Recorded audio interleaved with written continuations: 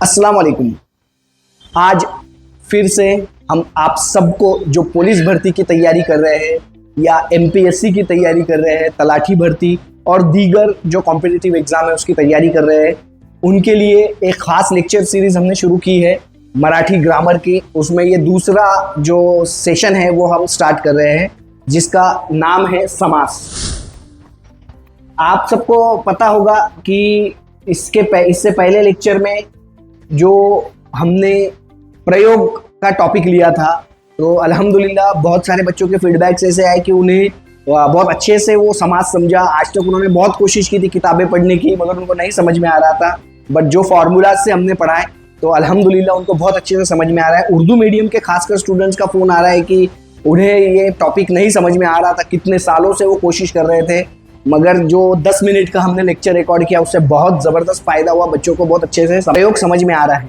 बिल्कुल उसी तरीके से आज हम समास ये टॉपिक लेंगे।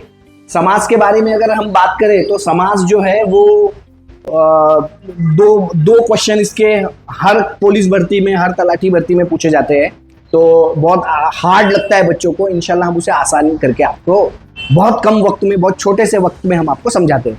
देखिए समास जो है ना ये कब होता है, दो शब्द, मराठी के दो शब्द अगर एक साथ आ रहे हैं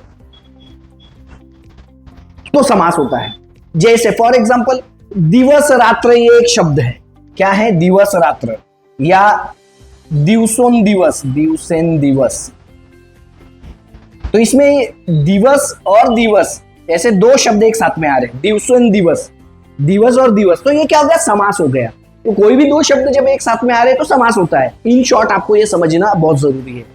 प्रतिदिन, प्रति, प्रत, अधिक दिन, तो ऐसे दो शब्द आ गए। इसमें संधि विभक्ति ये भी एक टॉपिक है, मैं इंशाल्लाह बाद में आपको समझाऊंगा, मगर एक अभी फिलहाल समझने के लिए एक चीज, दो शब्द एक साथ में आ रहे हैं, संधि हो रही है, दो शब्द एक साथ में आ रहे हैं तो समास हो रहा है। अब इस समास के लिए अब हम आगे बढ़ते हैं। बहुत आसानी से मैं आपको फॉर्मूले के अंदर समझाऊंगा। जैसे मैंने कहा कि भाई दो शब्द एक साथ में आ रहे हैं, शब्द एक और शब्द दो, तो क्या हो रहा है, समास हो रहा है। सिंपल। अब ये फॉर्मूला ध्यान में रखना, अगर शब्द एक, जिस समास में शब्द एक महत्वपूर्ण है, इंपॉर्टेंट है, वजनदार है, और दूसरा शब्द जो है वो कम महत्व का है, गौण है, कम इंपॉर्टेंट का है, लेस इंपॉर्टेंट का है, और ऐसे दो शब्द एक साथ में आ रहे हैं तो फिर अव्ययी भाव समास होता है। क्या कहा मैंने, पहला शब्द और दूसरा शब्द एक साथ में आ रहा है मगर पहला शब्द बहुत इंपॉर्टेंट है और दूसरा शब्द गौण है, तो ऐसे समास को क्या कहा जाता है, तो अव्ययी भाव समास। बिल्कुल उसके उल्ट, पहला शब्द कम इंपॉर्टेंट है मगर शब्द दूसरा जो है वो ज्यादा इंपॉर्टेंट है, उसी की वजह से वो पूरे दोनों शब्द का अर्थ समझ में आता है, तो उस वक्त में तत्पुरुष समास होगा। सिंपल, पहला शब्द इंपॉर्टेंट, अव्ययी भाव समास, दूसरा शब्द इंपॉर्टेंट, तत्पुरुष समास।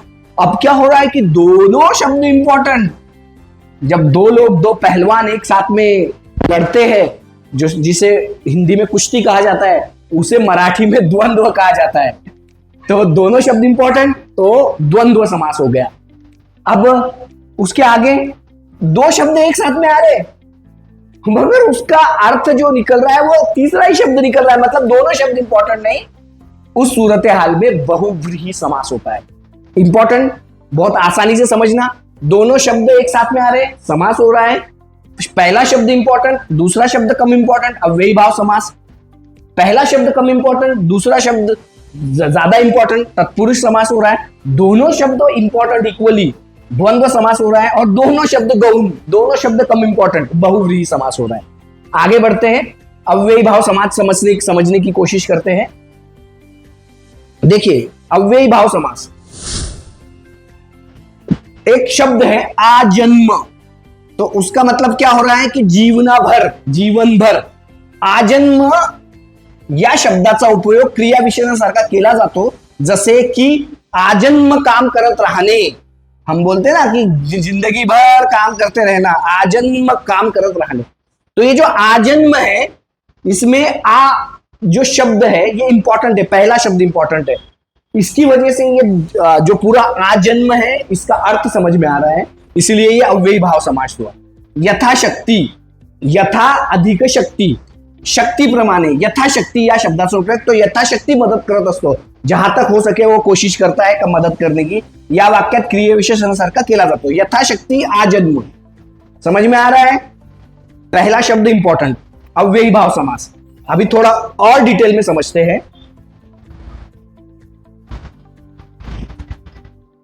हाँ देखिए, पहले आजन्म था, यथाशक्ति था. देखो अभी प्रतीक शब्द है, प्रत्येक क्षणाला, तो ये प्रति, देखिए गौर कीजिए, इससे पहले हमने क्या देखा कि ये देखिए आजन्म, यथाशक्ति, उसके आगे हम क्या देख रहे हैं, ये प्रतीक्षण. तो देखिए ऐसे जो शब्द है इसमें पहला शब्द इंपॉर्टेंट हो जा रहा है, और पहला शब्द अगर इंपॉर्टेंट है तो अव्ययी भाव समास हो रहा है. उसके आगे देख रहे हैं, देखो ये गावो गावी, प्रत्येक गावी, गल्लो गल्ली, इसमें जो है ये पहला शब्द इंपॉर्टेंट है, इसलिए ये अव्ययी भाव समास हो रहा है. देखिए कालवाचक, इसमें कुछ कोई चीजें कालवाचक आ रही है, जैसे हमने आमरण, मरे पर्यंत, एक काल है. आजन्म मतलब जीवन भर, प्रतीक्षण यानी प्रत्येक क्षणाला, तो ये कालवाचक शब्द इसके अंदर जहां पे भी आया वो समास अव्ययी भाव समास रहेगा. रीतिवाचक, रीतिवाचक मीन्स कंटिन्यूएशन, यथाशक्ति, शक्ति प्रमाणे, यथाक्रम, यथान्यास, ये सारी चीजें, ये सारे शब्द जो है ये अव्ययी भाव समास के उदाहरण है. बहुत आसान समझने में. दो शब्द एक साथ आ रहे हैं, पहला शब्द अगर इंपॉर्टेंट है तो अव्ययी भाव समास हो रहा है. देखिए उसके आगे स्थानवाचक, जहां पर भी स्थान का उल्लेख है, गाओ गावी, गल्लो गल्ली, दारो दारी, देशो देशी, ये देशो देशी भी जो है वो अव्ययी भाव समास का उदाहरण है. अर्थवाचक, दर डोई, दर साल, दर मजल, ये भी अव्ययी भाव समास के उदाहरण है. तो बहुत आसान, वो चीज आपको समझ में आ गई होगी. अब उसके आगे जो है तत्पुरुष समास आता है. अब मैंने जैसा बताया, पहला शब्द इंपॉर्टेंट, दूसरा शब्द गौण, अव्ययी भाव समास. तत्पुरुष उसके उलट, पहला शब्द गौण, दूसरा शब्द इंपॉर्टेंट, अब ये तत्पुरुष समास होता है. जैसे देखिए राजवाड़ा, राजाचा वाड़ा, तो इसमें वाड़ा की वजह से ये शब्द का अर्थ पूर्ण हो रहा है, इसलिए ये तत्पुरुष समास.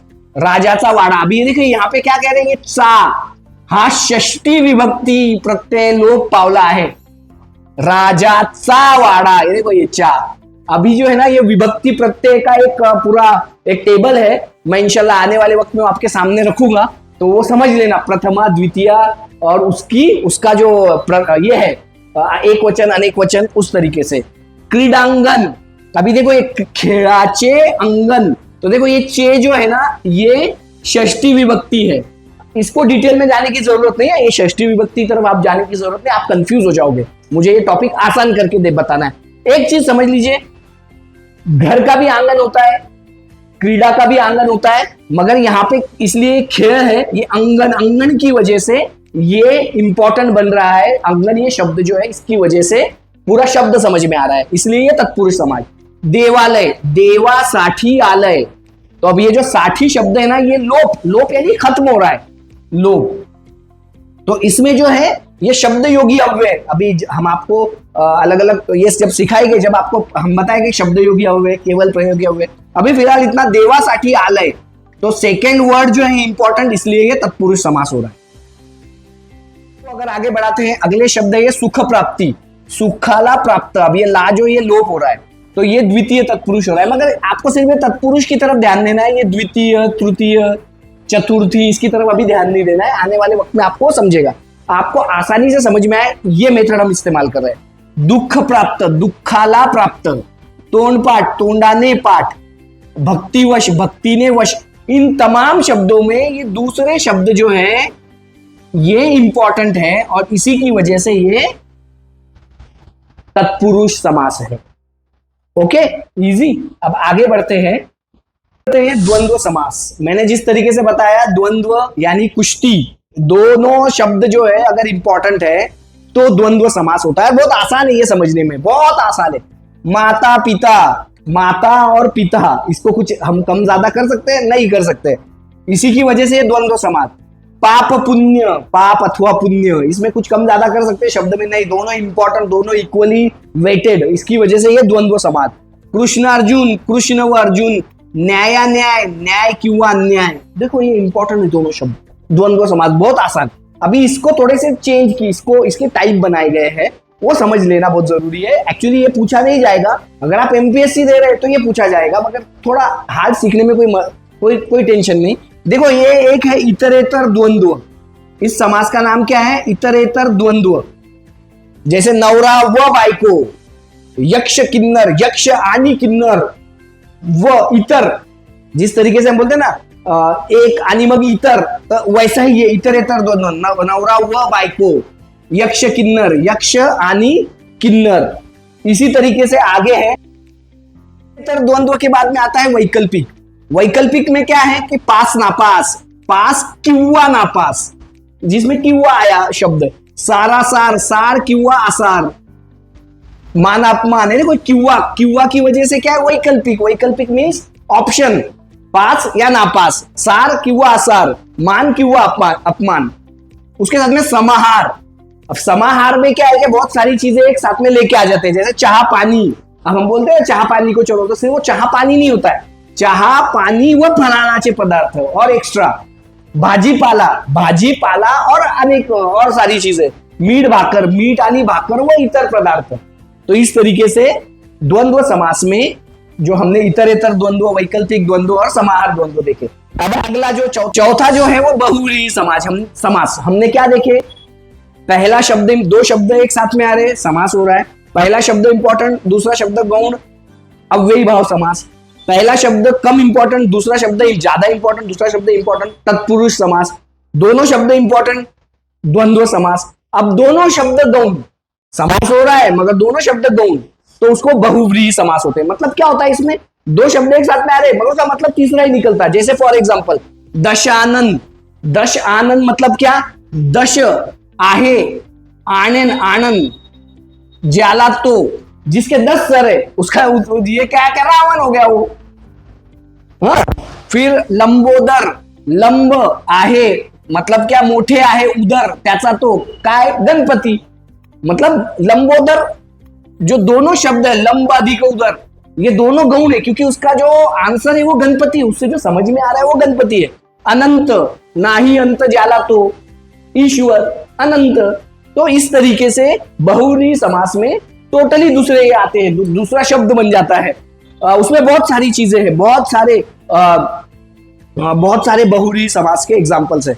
हम जिस तरीके से भी मैंने चारों एग्जाम्पल्स, आप चारों समास आपको समझाया, उसी तरीके से ये वीडियो के बाद में हम एक टेस्ट आपको देंगे। वो टेस्ट के जवाब हम चाहेंगे कि आप लोगों टेस्ट के जवाब अच्छे से दो, और अगर कोई भी प्रॉब्लम आ रहा है तो जरूर हमसे राब्ता करो। हम इंशाल्लाह आपको समझाने की, सिखाने की कोशिश करेंगे।